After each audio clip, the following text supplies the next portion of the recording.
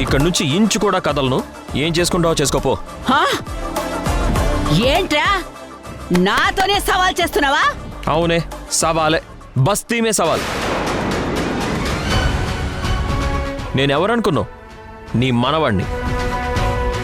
పట్టుదలకొస్తే తాతకేం తీసిపోను, ఒక మెట్టు పైనే ఉంటా. రేయ్, పట్టుదలలో మీ తాతతో పోల్చుకోవడం కాదురా, ప్రేమలో అభిమానంలో కూడా మీ తాతలాగా సమ ఉజ్జిలా ఉండు, అప్పుడు సంతోషపడతాను. మీ తాతకి నేనంటే ఎంత ప్రేమో అభిమానమో నీకేం తెలుసురా? అదే ప్రేమ అభిమానం నువ్వు నీ భార్య మీద చూపించు, అప్పుడు తాతకి తగ్గ మనవడవని నేను ఒప్పుకుంటాను. అప్పుడు నిన్నింట్లోకి రానిస్తాను. ఇదిగో భాగ్యం, నువ్వు ఒప్పుకున్నా ఒప్పుకోకపోయినా నేనైతే ఇక్కడి నుంచి తప్పుకోను. నీ మనసు గెలిచేదాకా అన్నం లేకపోయినా సరే, నన్ను దోమలు కుట్టినా సరే, ఈ తాత్కాలిక కుటీరంలోనే ఉంటాను.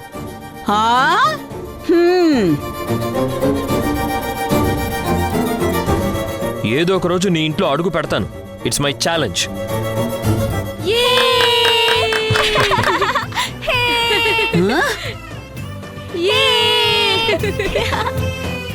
నాన్న, నువ్వు సూపరు. ఈ ఛాలెంజ్ లో నువ్వు గెలవాలి నాన్న. ఏంట్రా మీ నాన్నని సపోర్ట్ చేస్తున్నారు? ఈ ఛాలెంజ్ లో గెలిచేది మీ నాన్న కాదురా, ఈ జేజీనే. గుర్తు పెట్టుకోండి. జేజీ, మా నాన్న సంగతి నీకు తెలీదు. అనుకుంటే ఏదైనా సాధిస్తాడు. అబ్బో, సాధిస్తాడు. అంత మునగాడా మీ నాన్న? అవును, మా నాన్న మునగాళ్ళకి మునగాడు. అబ్బబ్బబ్బబ్బబ్బబ్బబ్బబ్బబ్బ, అది చూద్దాంలేరా. ఇదిగో సింధు చంద్ర, మీరు గనక వీడి గురించి పట్టించుకుని చాటుమాటుగా ఏమైనా సేవలు చేశారనుకోండి, మీ ఇద్దరిని పిండారేస్తా. ఏమనుకుంటున్నారో ఏంటో.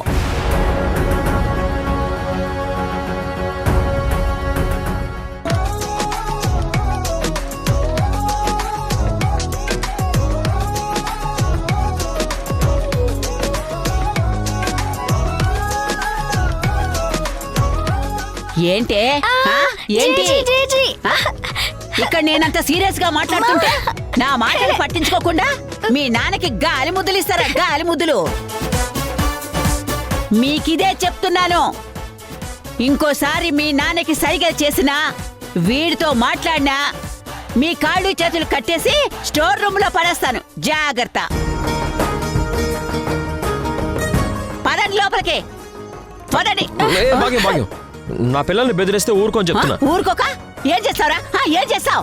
ఏం చేస్తానా? నీ మీద యుద్ధం ప్రకటిస్తాను. అబ్బో, యుద్ధం! నీ యుద్ధం సంగతి తర్వాత. నువ్వు దీక్ష ప్రకటించావు కదా, ముందు దీన్ని వెలగబెట్టు. పదండి, మీరంటే చూస్తున్నారు. నడవండి. పదండి. జేజీ, నాన్న. ఒరే చంద్ర, ఏంటి అక్కడే ఉన్నావు? కొడుకు మీద ప్రేమ పుట్టుకొస్తుందా? కొడుకని చెప్పి వాడికి ఏమైనా సేవ చేసినా, సహాయం చేసినా, అది నాకు తెలిసిందనుకో, నువ్వు నీ కొడుకు ఈ రోజు నుంచి అక్కడే కూర్చుని అబ్బా అబ్బా అంటూ దోమలు చంపుకుంటూ ఉండాలి. పదండి. వస్తున్నామమ్మా. రా, పదండి.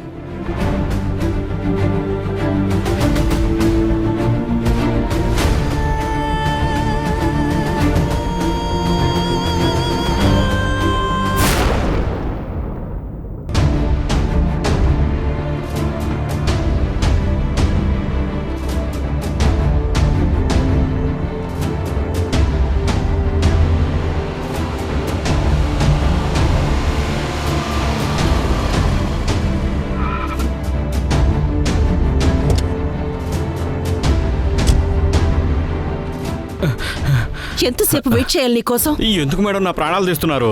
నన్ను వదిలేండి మేడం, ప్లీజ్. నాకు కావలసిన ఇన్ఫర్మేషన్ వచ్చే వరకు నిన్ను వదిలే ప్రసక్తే లేదు. మేడం, మీకు తెలీదు మేడం, మా సారు ఆ మధు పెద్ద జాదులు. ఆ ప్రాజెక్ట్ని మీరు ఆపలేరు. దయచేసి ఈ విషయం ఇంతటితో వదిలేసేయండి.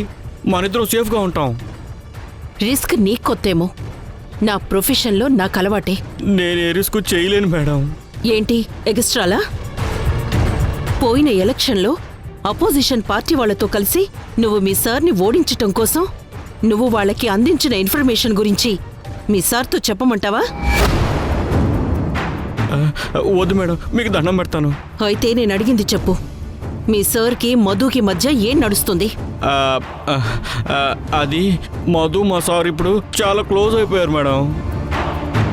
ఆ ప్రాజెక్ట్ని అడ్డం పెట్టుకున్న వాళ్ళు ఏదో స్కామ్ చేయబోతున్నారు. ఏంటా స్కామ్? ఆ, ఆ, ఆ, పూర్తి డీటెయిల్స్ అయితే నాకు తెలియదు మేడం. బట్ దానికోసం అయితే ఇద్దరూ కలిసి పెద్ద ప్లానే వేశారు. అంతవరకే తెలుసు మేడం. ఓకే, వాళ్ళ డిస్కషన్స్, యాక్టివిటీస్ ఎప్పటికప్పుడు నాకు అప్డేట్ చేస్తూ ఉండు. లేదంటే తెలుసుగా. ఆ, ఆ, తెలుసు మేడం, అలాగే హెల్ప్ చేస్తాను. వస్తాను మేడం. ఆ.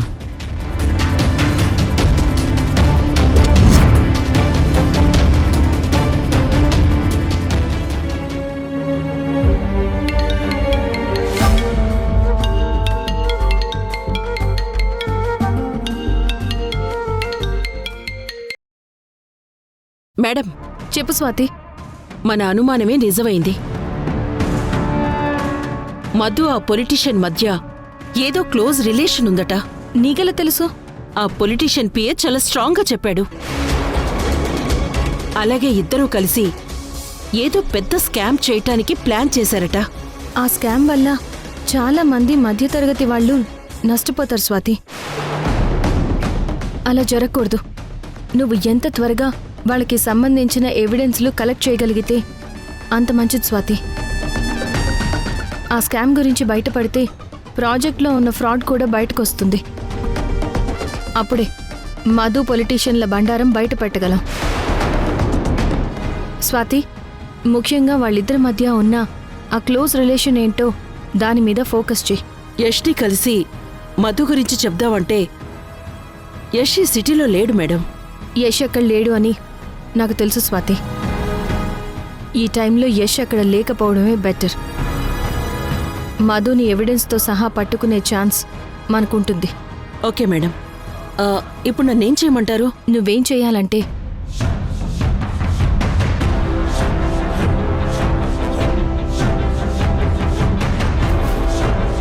నువ్వు త్వరగా ఈ ప్లాన్ ఫాలో అవ్వు స్వాతి.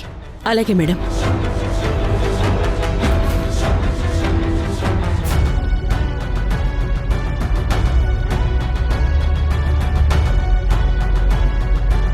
ఎలా ఉండాల్సిన ఇల్లు ఎలా అయిపోయింది అసలు? అంతా సింధు వల్లే.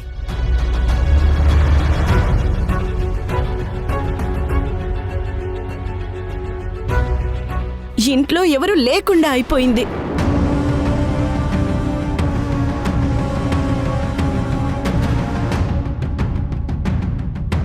రే తేజ,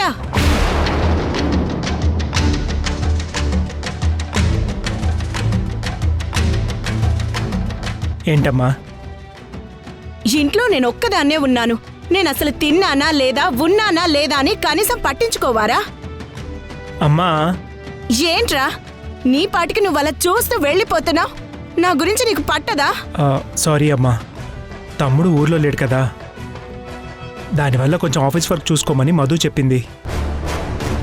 ఆ పన్నులో కొంచెం బిజీగా ఉన్నాను.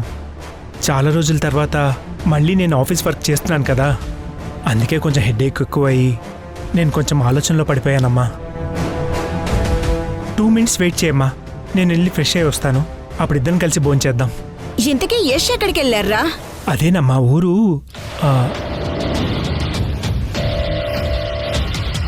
మీ అమ్మకి చెప్పొద్దు. ఏ, ఎందుకని చెప్పొద్దు?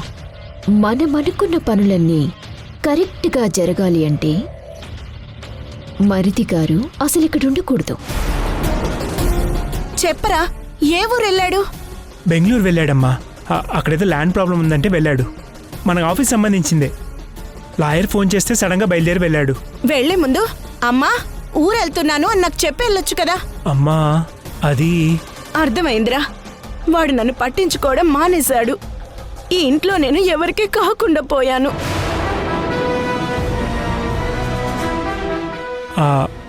నిజమేనమ్మా, తమ్ముడు నిన్నే కాదు ఇంట్లో ఎవరిని పట్టించుకోవట్లేదు. యష్ ఇలా ఎందుకు అవుతున్నాడో తెలియట్లేదమ్మా. మధు ఉంది కదా, తనే అన్నీ చూసుకుంటుందమ్మా. తనెప్పుడు నీ గురించి ఆలోచిస్తుందమ్మా. మా అత్తయ్య చాలా మంచిది, ఆవిడ్ని మనం జాగ్రత్తగా చూసుకోవాలని నాతో ఎప్పుడు చెప్తూనే ఉంటుందమ్మా, తెలుసా? మధుది మంచి మనసురా. మధులాగా ఆ సింధు కూడా ఉండుంటే మనకి మన ఇంటికి ఈ కష్టాలే వచ్చేవి కావసలా. అవునమ్మా, మధులాగా అందరూ అంత మంచివాళ్ళలాగా ఎలా ఉంటారమ్మా? కానీ నువ్వైతే మంచి పని చేశావు, సింధుని ఇంట్లోంచి పంపించేశావుగా. ఈ అమ్మ మంచితనం నీ తమ్ముడికి అర్థం కావటం లేదురా. వాడు అర్థం చేసుకోపోతే ఏంటమ్మా? నేను మధు నిన్ను అర్థం చేసుకున్నాం కదా. నీకు మేమున్నామమ్మా, నువ్వేం దిగులు పడకు. సరేలేరా, నువ్వు వెళ్ళి ఫ్రెష్ అయ్యిరా. సరే అమ్మా, వచ్చేస్తాను. రేయ్, ఇంతకీ మధు ఏదిరా? ఎక్కడికెళ్ళింది? తను మీటింగ్ ఉంటే వెళ్ళిందమ్మా, వచ్చేస్తుందిలే. సరేనా? సరేలే.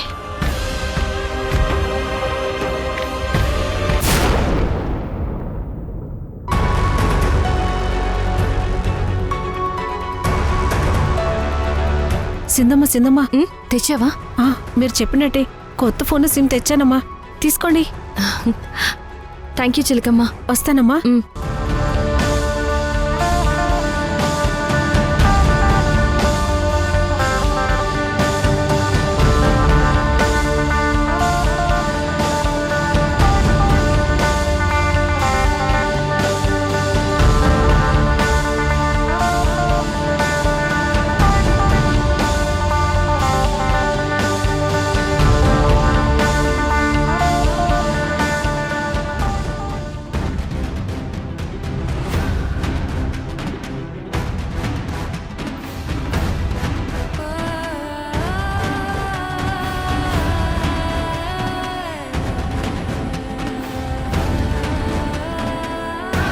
ఇంత టైం అయినా మధు ఇంకా రాలేదేంటి?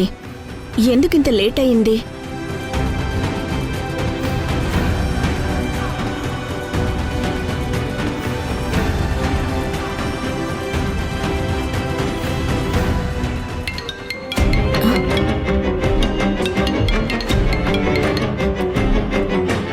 హలో, ఎవరు?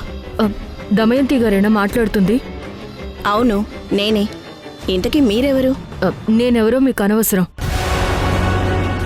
ముందు నా గురించి కాదు మీరు తెలుసుకోవాల్సింది, మీ కోడలు ఏం చేస్తుందో అది తెలుసుకోండి. నా కోడలా? ఏ కోడలు గురించి మాట్లాడుతున్నావు? అసలు ఎవరు నువ్వు? ముందు అది చెప్పసలా. నా గురించి అనవసరమని మీకు ముందే చెప్పాను కదా. సరే, విషయమేంటో చెప్పు. మీ పెద్ద కోడలు మధు ఒక పొలిటీషియన్తో తిరుగుతుంది.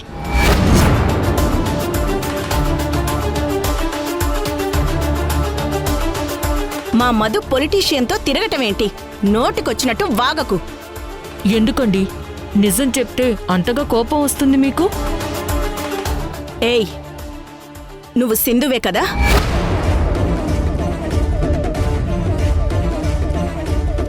సింధునా? సింధు అంటే మీ చిన్న కోడలే కదా? అవును. ఆ సింధు వేరు, నేను వేరు. అబద్ధాలాడకు. నువ్విలా చెప్తున్నావంటే నువ్వు సింధువే నాకు బాగా తెలుసు. నేనెవరో మీకు తెలిసే ఛాన్సే లేదు. సింధుకి కాకుండా నా పెద్ద కోడలి మీద ఇంకెవరికి పగుంటుంది?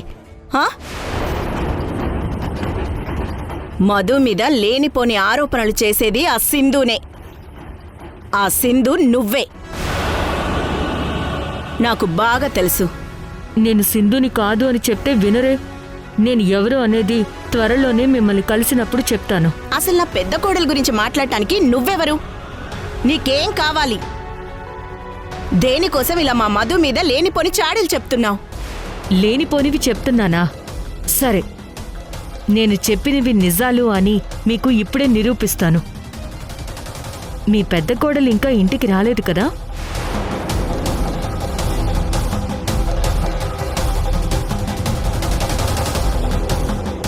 అవును. ఆ విషయం నీకెలా తెలుసు? మీ మధు గురించి నాకు అన్ని విషయాలు తెలుసు కాబట్టే నేను ఇలా మాట్లాడుతున్నాను. మధు ఎప్పుడొస్తుందో, ఎవరితో వస్తుందో ఇంటి బయటే ఉండి మీరు బాగా అబ్జర్వ్ చేయండి. అప్పుడు అన్నీ మీకే క్లియర్గా తెలుస్తాయి. ఉంటాను. హలో హలో,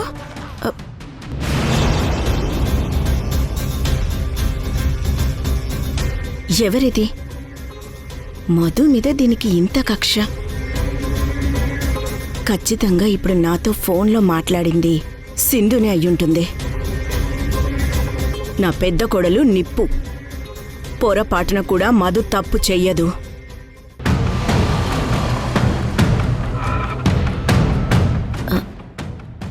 ఏదో కారు వచ్చినట్టుందే.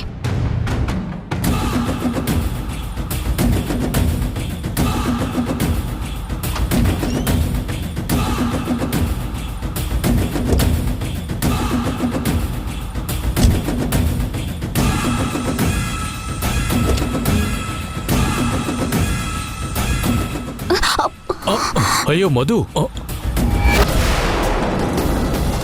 చూసుకో, జాగ్రత్త. నీకేం కాలేదుగా? Thank you sir. జాగ్రత్తగా ఉండాలిగా. It's okay. అంత అజాగ్రత్తగా ఉంటే ఎలా మధు? నువ్వు పడిపోతే ఎలా చెప్పు? నేను ఎంత కంగారు పడ్డానో తెలుసా?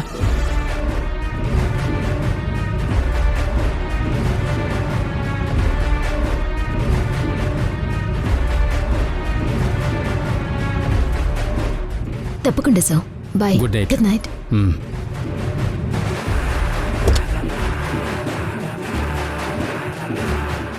బాయ్ మధు. Bye sir.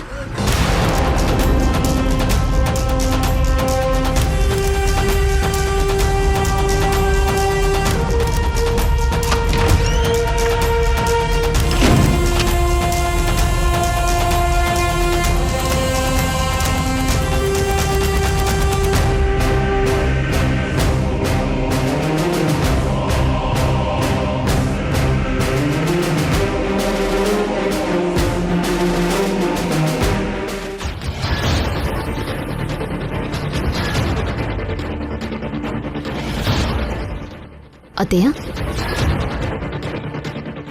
భోంచేశారా? చేశాను మధు. మరి ఇంకా పడుకోలేదే?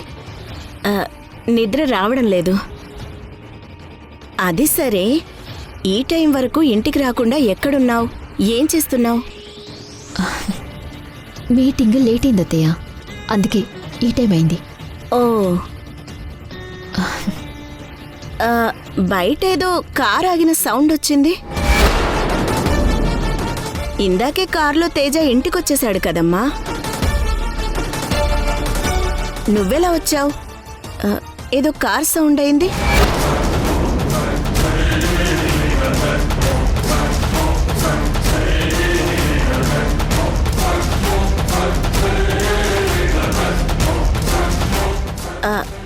ఎవరైనా డ్రాప్ చేశారా? అది నా ఫ్రెండ్ అత్తయ్య.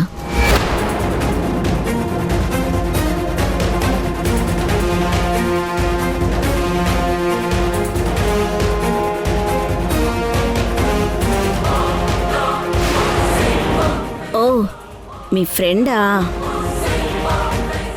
సరే అమ్మా, మీటింగ్లో బాగా అలసిపోయి ఉంటావు.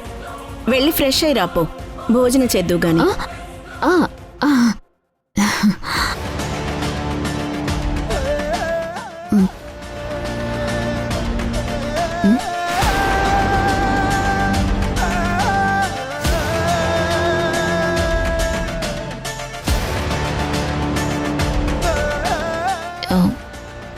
ఏంటత్తయ్య? ఏంటి మధు? ఎప్పుడు లేనిది ఇప్పుడు కొత్తగా అడుగుతున్నారు? అబ్బే, అదేం లేదమ్మా, ఊరికే అడిగాను. నువ్వు ఇంటికి రావడం ఇంత ఆలస్యం అయ్యేసరికి కంగారు పడి అడిగాను అంతే. ఓ, నువ్వు వెళ్ళమ్మా, ఫ్రెష్ అయ్యిరా, అసలే అలసిపోయి ఉంటావు. వెళ్ళమ్మా.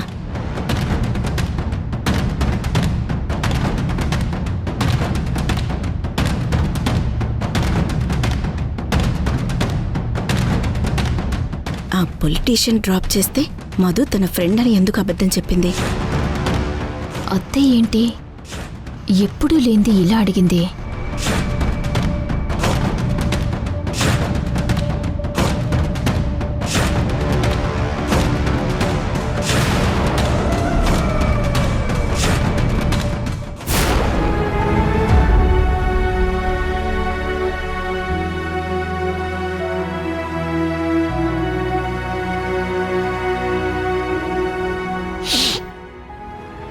ఇంట్లో ఏం వండుతున్నారో ఏంటో కానీ వాసన మాత్రం గుమగుమలాడిపోతుంది.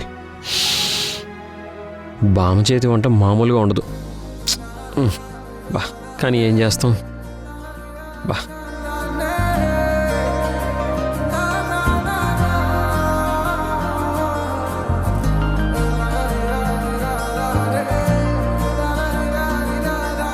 ఈ మంచినీళ్ళతోనే కడుపు నింపుకోవాలి.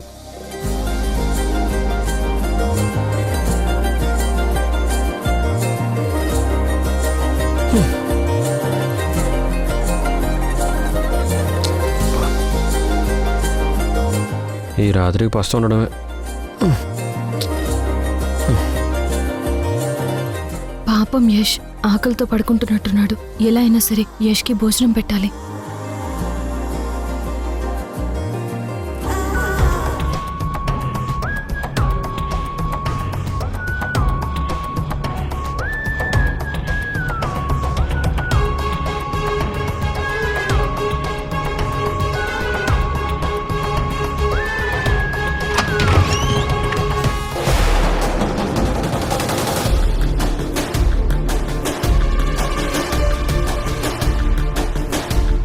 రాశిరా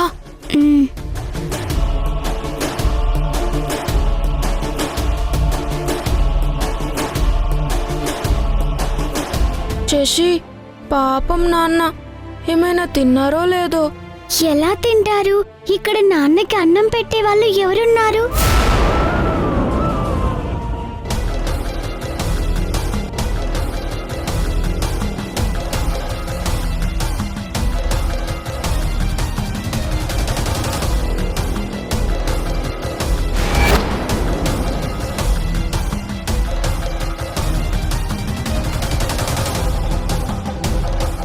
పిల్లలు, ఈ టైంలో మీరు బయటికి ఎందుకు వచ్చారు?